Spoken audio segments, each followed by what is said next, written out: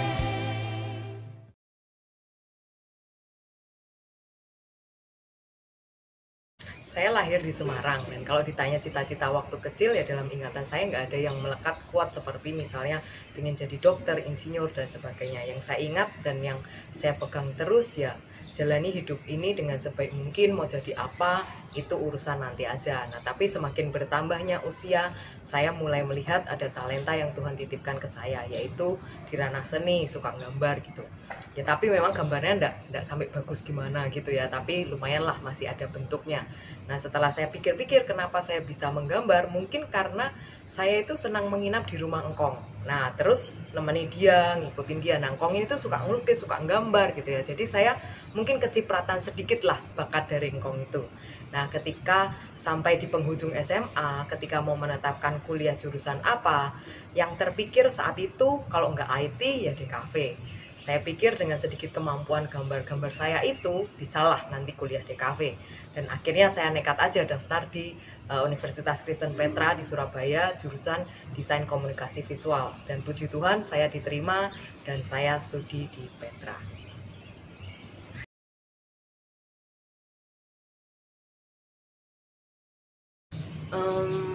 Jadi di pertengahan perkuliahan sekitar semester 4 atau 5, entah mengapa saya merasa sangat enjoy dengan kepercayaan yang diberikan oleh gereja di mana saya beribadah untuk memimpin kelompok sel.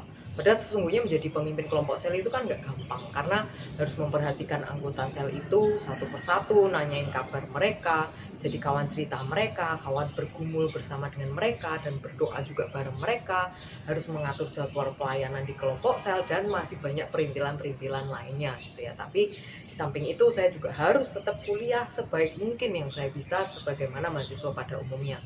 Tapi anehnya walaupun nggak gampang untuk bagi-bagi waktu itu, kadang harus juga memberikan tenaga dan waktu ekstra juga, tapi ya mau susah atau mudah tetap ada sukacita yang nggak bisa digambarkan gitu. Dan itu menggantikan semua kelelahan yang saya rasakan.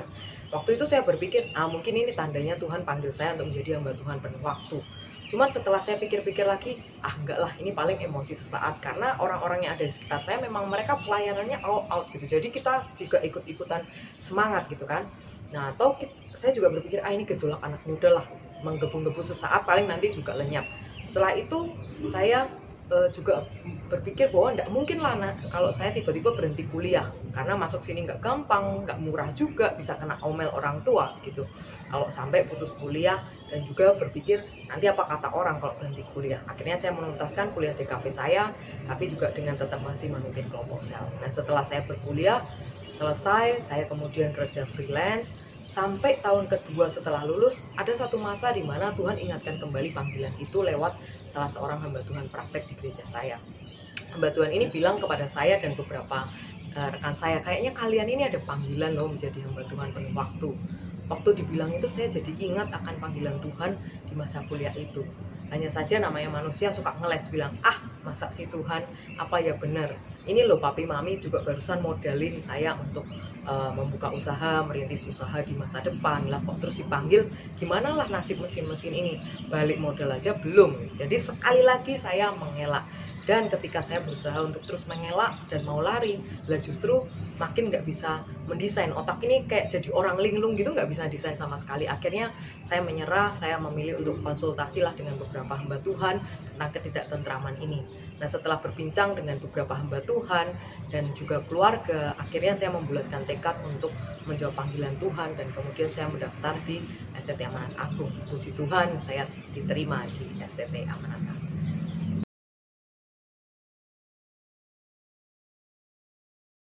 Awal-awal masuk kuliah itu, saya pikir kuliah teologi itu gampang. Kan cuman belajar satu buku, yaitu Alkitab. Nggak sesusah kuliah di kafe. Pasti kayak begitu, itu pikiran saya. Lah ternyata setelah kuliah teologi itu nggak semudah yang dibayangkan, tapi itu menyenangkan. Banyak hal yang harus dipelajari, baca banyak buku, dan tentu secara karakter juga dibentuk karena tinggal di asrama bersama sekian puluh orang lainnya. Ada masanya selisih paham juga dengan kawan, belum lagi harus terlibat juga dalam kepanitiaan yang ada.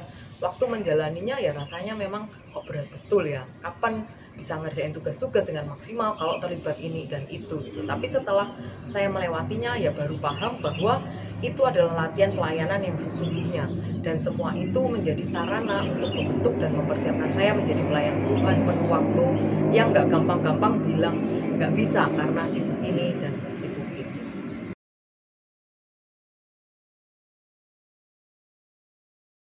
Saat ini saya melayani di STT Amanat Agung sebagai staf unit publikasi dan komunikasi.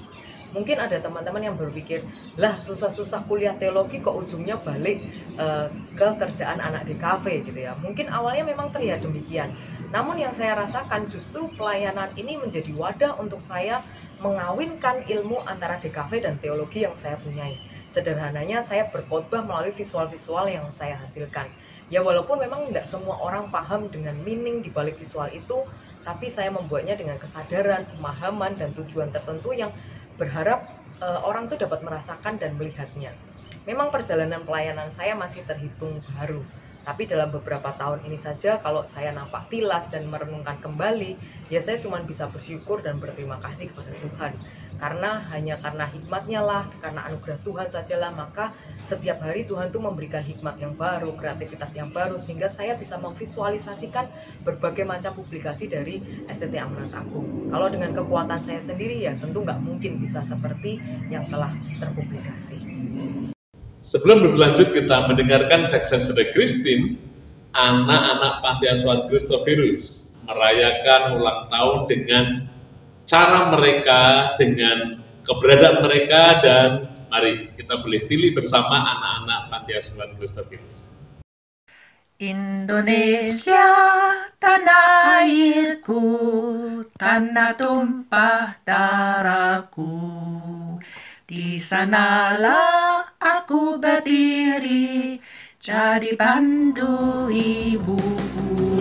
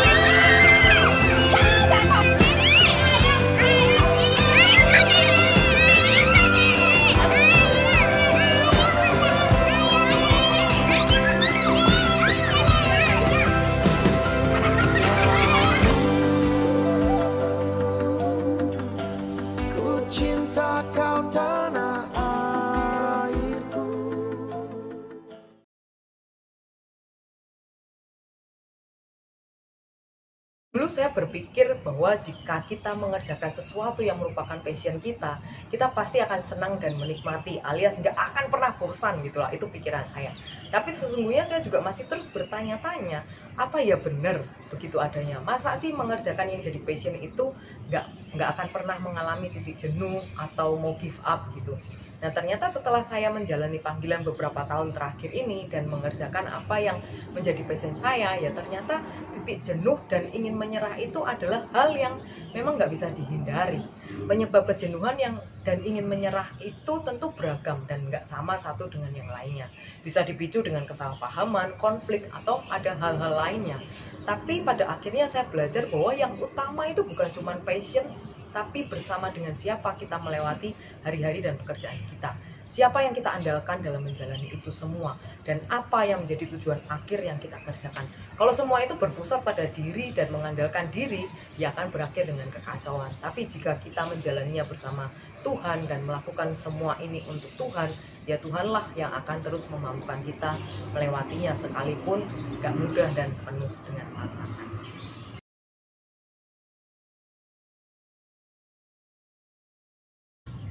Buat teman-teman, jika hari ini kita masih diberikan berbagai anugerah, memiliki keluarga, bisa terlibat dalam pelayanan di gereja, bisa mengecap studi yang baik, bahkan memiliki pekerjaan yang baik, ya mari kita bersyukur atas semuanya itu.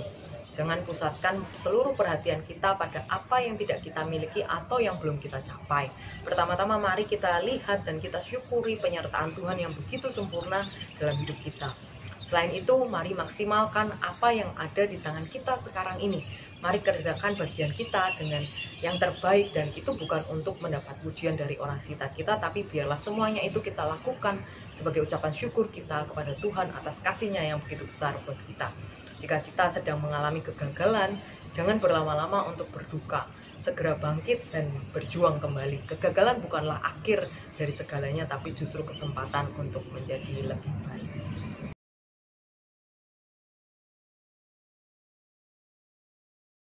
Harapan saya ke depan, kiranya Tuhan terus tolong saya untuk setia melayani dan memberikan yang terbaik yang saya bisa sampai akhir hayat nanti.